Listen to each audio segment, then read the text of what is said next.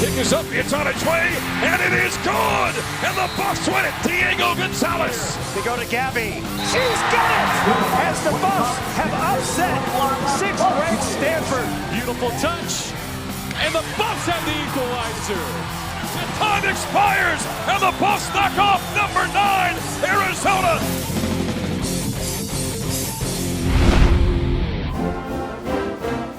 He's going to throw. Bad shoulder ball. Rears back. Rifles this down to the left side. Shea Fields is out there. Over the shoulder. Grab with the 22. To the 10. To the 5. End zone. Touchdown. Touchdown, Colorado. 65-yard strike. What bad shoulder. Holy cow, was that a throw. Welcome to the rooftop. One of the great venues in all of Boulder and the Front Range here in the state of Colorado, the brand new Champion Center. Welcome to the Buffalo Stampede. I'm play-by-play voice of the Buffs, Mark Johnson of KOA Radio, joined by B.G. Brooks and Neill Woelk of CUBus.com. And we haven't done this show in a while, fellas. Facility, the Champion Center. It's about as nice as anything in the country, isn't it, Neill? Oh, I tell you what, this facility, and I've seen a lot of facilities around the nation, this facility is world-class in every respect. The indoor practice facility, the locker rooms, the meeting rooms, everything here. The stage is set for a great program. The facilities are in place. And, boy, BG, you talk about, from a medical standpoint, the sports medicine facility. I know that's one thing that Rick George pimps a lot in terms of what it means for the athlete's care here at the University of Colorado. Yeah, it's world class. It lacks nothing. I think every athlete in Boulder can really benefit from this, as well as CU. Well, FolsomFieldEvents.com. Go there if you've got a wedding, you've got a meeting, 3 sports dorks want to hang out and do a show, whatever it might be. It's one of the best places here in the Front Range to hold events. Now, the Buffs' future, we talk about where this program is going, what Mike McIntyre has done, turning this thing around. Their future's so bright. We're wearing shades, in fact, on a sunny day here in Boulder. Guys, this is my 13th season doing the Buffs broadcast. And I can say in a decade, this is as legitimately optimistic, Neill, as I've been with this football program. I think there's good reason. I think there are 19, 20, 21 seniors and juniors in that starting lineup, and these guys have all have starts under their belt. They're not newcomers to the starting lineup. They've been playing really well all fall camp. I think this is a team that's poised to do some good things this year. And anytime you've got a team that you want to kind of take a step forward, BJ, when you got a 4-year starting quarterback in Sefo Lufau, 3-year captain, that's rarefied air you're talking about. That's always a good building block right there. Yeah, no doubt. Sefo is, I think, poised for a special year. He's overcome a lot to even get to the point of where he can start this game against CSU. And he's really a guy on a mission. You watch him in practice, he has really become more of a vocal leader. He's a take-charge guy, and I think you're going to see some really, really good results from Sefo. Young quarterback in Steven Montez, the veteran backup Jordan Gerke backing up Sefo Lufau. Neill, is there finally enough talent surrounding Sefo Lufau to make this offense go? Exactly. I think that's probably the biggest piece to this team this year is there's talent around Sefo everywhere, defense, offense. If you look at the skill positions, they lost one of the best receivers in school history in Nelson Spruce. They're going to be better this year. Even with an injury on the team this year, they're going to be better. They're going to have more depth. They've got guys that can make plays from Shea Fields to Bryce Bobo to Devin Ross, Jay McIntyre, Kabion Ento, and they've got some really good young freshmen. This might be the deepest group of receivers I've seen on this team in a long, long time. You don't see co-coordinators all that often in college football, but that's the case now. Former Buff Darren Chiaverini has come in, the co-offensive coordinator along with Brian Lindgren. Butch, how do you see this working? These two guys, they've got very, I think, different personalities, but it seems to be working from a chemistry standpoint. Yeah, I think the chemistry's been very good between these two guys, and I think there were some questions at the outset about how they would get along. But from all indications, Chiaverini and Brian Lindgren have worked well together. They've schemed well together. That remains to be seen. But I think everybody is working off the same page, and I think these two guys are a good mix. Neill, you look at these two. Brian Lindgren is more of kind of the mad scientist. He likes to move the pieces, doesn't he? And then Exactly. Chiaverini's the emotional guy. Exactly, and I think that's going to work out perfectly on game day. You're going to have Brian Lindgren upstairs. He's going to be the guy that's going to be making the calls. On the sidelines, you're going to have Darren Chiaverini, and Darren freely admits he wears his emotions on a sleeve. Darren is a guy that is not shy about yelling at players, telling them to work a little harder, do a little of this, do a little of that, and he'll be on the sidelines. And I really like the mix so far from what I've seen, both in practice, in the meeting rooms, and on the field. Darren Chiaverini is one of those guys I always like to say he's never had an unspoken thought. I mean, when it hits him, he's voicing it. How about this receiving core? You mentioned Nelson Spruce not being here. It's been a pretty good run. Paul Richardson, Nelson Spruce. BG, is Shea Fields ready to take that step to become that kind of receiver for the Buffaloes? I think he could. I'm not sure that he's going to have spruce-like numbers. Now, that could surprise us, but there are more receivers, and the ball's going to be spread around a little bit more. So, a guy catching 70, 80 balls, you might not see that, but I think you might see 3 or 4 or 5 guys catching 20, 30 each. Neill, how about the rest of that receiving core? Oh, I think that's, like I said, I think it might be the deepest receiving core we've seen here at Colorado in maybe a decade. Shea Fields obviously has talent. He's caught 92 balls, I think, in the last couple of years for a little more than 1,000 yards and 9 touchdowns. I expect at least that kind of year again, 45, 50 passes. But, Devin Ross had a great spring and very good fall camp, done really well. Kabion Ento, junior college transfer, Jay McIntyre, and Bryce Bobo have all had good camps. I think it's a deep camp. Undoubtedly, the sun is shining at the Colorado Buffaloes as they look to open up 2016 with the Rocky Mountain Showdown on Friday at Mile High Stadium. We'll continue here at the Stampede after a quick break. Exciting, to say the least. We're excited about this game, and all the depth charts finally came out yesterday, and I was kind of looking at it, and I've been hearing about how young CSU is. They have 16 seniors on the 2 deep. We have 16 seniors. We have 6 freshmen in our 2 deep. They have 4 freshmen in the 2 deep. I'm not buying that they're not a good football team. They're a really good football team. The head coach, Mike McIntyre, likes this team as he gets ready for his 4th Rocky Mountain Showdown. And the expectations are sky high. Once again, back in the Stampede, Mark Johnson, BG, Neill from CUBuffs.com. But you hear Mike talk about this team, how excited he is about the depth in this team. This is the first time in a long time we've looked at a deeper Colorado football team. Yeah, it is. And, like they say, what's not to like about this team? It's top-heavy with seniors and juniors. There are more skilled guys than at any other time in Mike's career. So, if you're going to be optimistic, I think, about a CU team and about a Mike McIntyre team, this is the year to do it.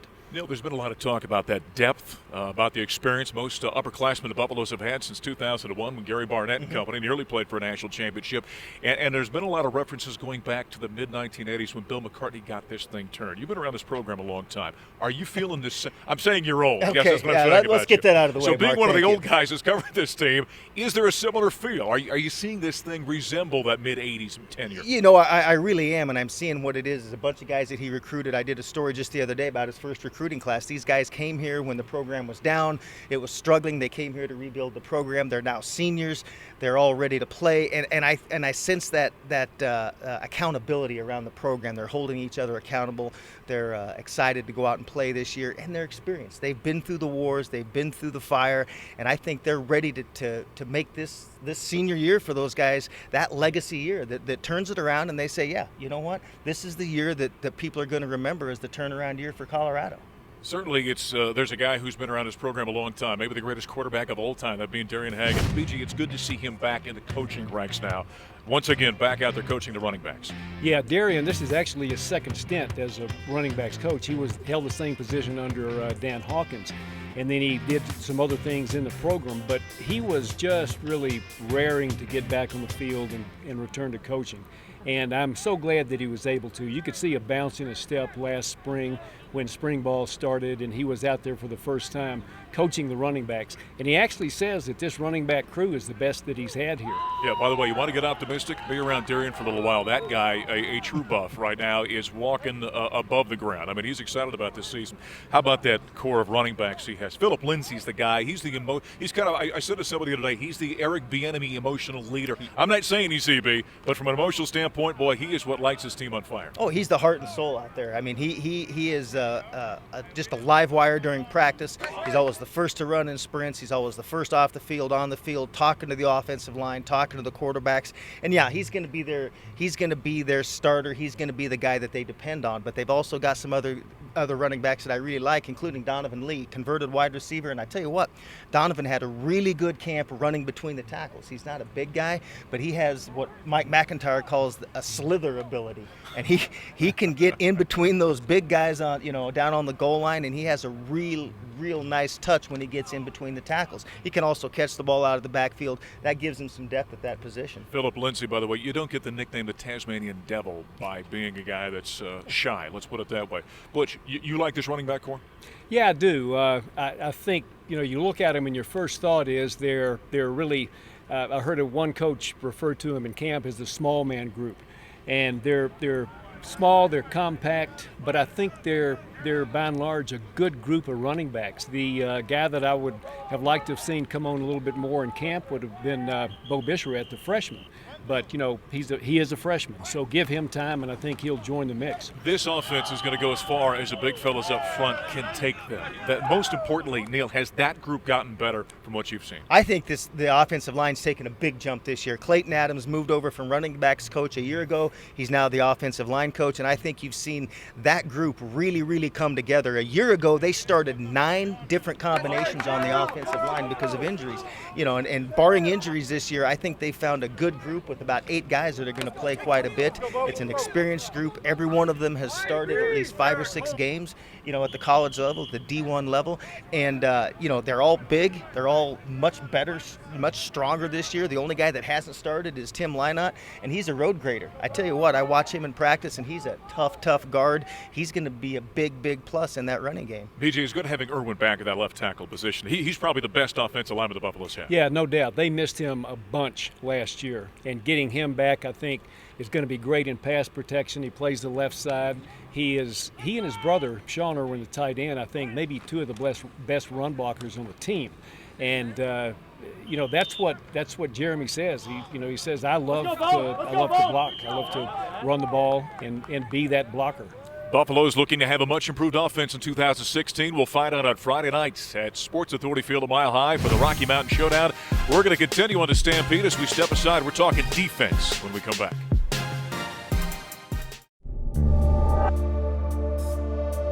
This is the incoming class of 1983. We were Coach Bill McCartney's first recruiting class here at the University of Colorado. And to pay tribute and homage to Coach Mack, I got everyone in our incoming class to purchase a legacy brick, and then we've got a brick for Coach Mack as well that says Coach Bill McCartney, the incoming class of 1983, where it all began. And looking back now, we're talking 33 years ago now, whenever we came here, not knowing what it would mean to us then as an 18-year-old kid coming out of high school, it means far more to me today, the opportunity that he gave to each one of us to come to the University of Colorado and play football here. The whole Legacy Brick program was a treat for me because I reached out to guys that I hadn't talked to, some of the guys I hadn't talked to in 30 years. This program brought us back together. Some of these guys I haven't seen in several years, some of these guys we see on a regular basis. So it was nice to reconnect to everyone in that class of 1983. That was a great moment a couple of weeks ago on the Buffalo Walk with the Legacy Bricks, Bill McCartney's first recruiting class in 1983. Our good friend, a great buff, Joe McCreary, organized that. And Neill, I know you did a story on that. That was a special moment for Bill McCartney in that class. That was a great moment because it was all those guys that came back. They had 9 or 10 guys from that class came back, met with Coach McCartney, talked to him about it, and it was just a really neat deal. And that's the class that turned it around here. Went through a 1-10 season in '84, and then in '85, Bill McCartney's 4th year, they turned it around. They went 7-5. They went to a bowl game. They didn't have another losing season under Bill McCartney. Ended up winning a national championship, 3 Big 8 titles, all those things. And that was the class, that 1983 class. As it says on that brick, that's where it all began. That was a great gesture by Joe McCreary in that class. And by the way, you can get your Legacy Bricks too. Just go to cubuffs.com. Now let's talk some defense as the Buffs get ready to open 2016 in the Rocky Mountain Showdown on Friday night against Colorado State. BG, we saw improvement under Jim Leavitt's leadership on the defensive side of the ball a year ago. Is the expectation that it takes another step here in 2016? That's what Jim Leavitt would tell you. Yeah, he doesn't want to stand pat. And the turnovers increased. They doubled from the previous season, from 11 to 22. And I would think, doubling them again might be a little out of the question, but Jim Leavitt probably wants to be in the 30 range. And then to start things out, let's look at the linebacking core. And Neill, it's not often. I'm not sure there's a team in college football that can say it's got its last 3 leading tacklers over the last 3 seasons on one team. On one team. I know Dave Platty, the SID and statistics guru at CU, that's never happened at Colorado. We can't speak for all the other programs in America, but certainly that's the first time it's ever happened at Colorado. And that just means amazing depth on the inside at linebacker when you've got Addison Gillen, Rick Gamboa, and Kenneth Olabode, 3 very experienced guys, all with at least 11 or 12 starts under their belt. And like you said, every one of those guys has led the led the team in tackles once in the last 3 years. BG, as exciting as Addison Gillum was, and boy, he had a spectacular All-American freshman his first year here at CU. It's been 2 painful years to watch him. A talented kid. He suffered through injuries. Is this a year where he's healthy and makes another impact? Yeah, you would hope so. They've held him out of practice in camp. They've limited his reps. They've limited his participation just to keep him fresh, to keep him healthy, make sure that he's going to be ready for the opener. So Addison is a story much like Cepho in missing a lot of time last year, coming back and having everything put together for this year. 2 pretty good pass rushers on the outside now in this 3-4 defensive alignment. Derek McCarty, Bill McCartney's grandson, Jimmy Gilbert on the other side. Both those guys are pretty formidable. Those are 2 very good pass rushers, and I think they expect to get double digits out of both of them this year. Jimmy Gilbert led the team last year in sacks with 6. Derek McCartney had 5, and I know that Jim Jeffcoat, Jim Levitt, and Mike McIntyre have all said they expect double digits out of those guys this year. But once again, we talk about the offensive front. The offense will go as the front goes. On the defense, BG, this was not a good rush defense last year. Josh Tupou comes back, Samson Kafavalo. They've got some talent up there. Is that group improved? Yeah, they've got talent as well as size, and I think the return of Josh Tupou is one reason that they made the 3-4 their base defense. They were in it last year a bunch, but I think Tupou's return really anchors that front. And you've got big guys on either side of him. So I would think if you're going to stop the run, those are 3 you would start with. You know, we're going to talk about the secondary next segment. It might be as good as any team, and certainly in the Pac-12, maybe in college football, but they need some help up front, Neill. Can that front, that 7-man 3-4 alignment, can they get pressure on opposing quarterbacks? Yeah, I think they can, and especially as BG said, Tupou makes a big difference there. That's 330 pounds of man in there, okay? And I know that the NFL scouts who have been at practice already, this year already, they're keeping an eye on number 58. They like what they see from number 58. That whole defensive front, those guys are averaging more than 300 pounds up front. Kafavalu and Jordan Carroll and Tupou. And so, yeah, that's a good defensive front that'll play well against the run. I mentioned that secondary. It is as talented as any team in the Pac-12. We'll dissect that coming up next here in the Stampede as the Buffs get ready for the showdown on Friday night. I've been doing this for a long time, about 30 years. I've been doing this very job. This is my 13th season here at Colorado, and one thing I've learned over the course of 3 decades, well, thank you. One thing I've learned over 3 decades, because, being the voice of a team, you always get asked, what do you think, what do you think, what do you think? And so many times it's not about, for me, I've learned over 3 decades, what you think, it's about what you feel. All right? There have been times where all I've had is hope. All right, you know what I'm talking about, your fans. You hope things are going to go well. And when you watch that video, it says, The Rise. And I will tell you this, the feel, after all these years I'm getting, it's real, it's happening, and it starts on a Friday night 2 weeks from now. Get on board, gang, because the Buffs are coming. God bless you guys. Thanks for coming out. We'll see you at Mile High Stadium. Well, whoever that guy is, obviously very intelligent and attractive and really knows what he's talking about when it comes to Colorado football. Well, maybe not. But nonetheless. 1 for 3? one for 3. I was present at the luncheon. I don't know about 1 for 3. Well, I guess the point being, though, the optimism is palpable around this program right now, Neill, don't you think? Yeah, it is, and I think it's for good reason. I think that the pieces are in place. Mike McIntyre has built a foundation here, and I think they're ready for some success. Butch, it's been a test of patience, though, for Colorado fans in the last decade, let's be honest. Well, it's been a tough test of patience. Yeah. It's been a long dry spell, and I think the fan base and everybody else who follows this team is ready for a breakthrough. Boy, if you're optimistic about the Buffaloes, I tell you, one of the reasons is going to be this defensive secondary. I mentioned it before the break. It might be as talented, Neill, as any secondary in the nation. I tell you what, top to bottom, I love the depth. I love the players. I love, everything they have in that secondary experience. You start with Chidobe Awuzie. He's on 3 national watch lists for Defensive Player of the Year. Tedrick Thompson's a preseason all Pac-12 second team pick. You've got guys like Ryan Moeller, who has played a lot of games. You've got Kello Weatherspoon and Isaiah Oliver, two very talented corners. Afalabi Laguda, who is another very talented safety. Nick Fisher, the depth, the experience, everything there is makes that a very strong secondary. Or as Jim Levitt just calls him, foe, because he says he can't say Afalabi Laguda. Butch, when you've got a secondary like that, though, from a defensive standpoint, if you're Jim Levitt, you've got an opportunity to get aggressive because those guys can cover so well. Yeah, you really can. You can take some chances. I mean, you can put your corners out there man on man, and you can generate some things with your pass rush that you might not be able to otherwise. And if there was ever a secondary where Jim Levitt could take some chances, this is the one you're looking at. Neill mentions Cheeto Awuzie. He is spectacular. He's a ball hawk. He's a playmaker. And I know Jim Levitt likes to get creative with him, move around a little bit. He's a guy, Cheeto is 1 sack away from setting the CU record for sacks by a defensive back. He had 4 quarterback sacks last year, and that's just coming off the edge, coming off the nickel, coming off the edge as a true corner. He's a guy that they love to use because he is just such a good weapon. And they're going to have some other guys in that role this year. They're going to do a lot of different things, and Jim Levitt loves to play that game with offensive coordinators and not know where it's coming from. Ryan Moeller's a great story. He's a kid from Rifle, Colorado, and kind of came out of nowhere last year. BJ becomes a starter, and then had his season end with just a bizarre situation, that moped accident, but a great story that he's been able to make it back. Yeah, and Ryan Moeller was a good story coming in. I mean, he was a record-setting running back at Rifle and made the switch to defense, excelled at it, and it was really a shame that his season was cut short last year, but from all indications, he's back full speed now and ready to go. Another one of those guys that seems to find the football all the time, and that's been a point of emphasis for Jim Levitt on the defensive side, getting to the ball, forcing the turnover. No doubt. 2014 they had 3 interceptions. Last year they had 11. I would fully expect that to get up to the 15, 16, 17 range this year at least. BJ, real quick on special teams, it's always good to have both your kickers back. Kenny and Gonzalez both return for the Buffaloes. Yeah, both have big legs. Both did a pretty good job last year. Diego won the CSU game with an overtime kick.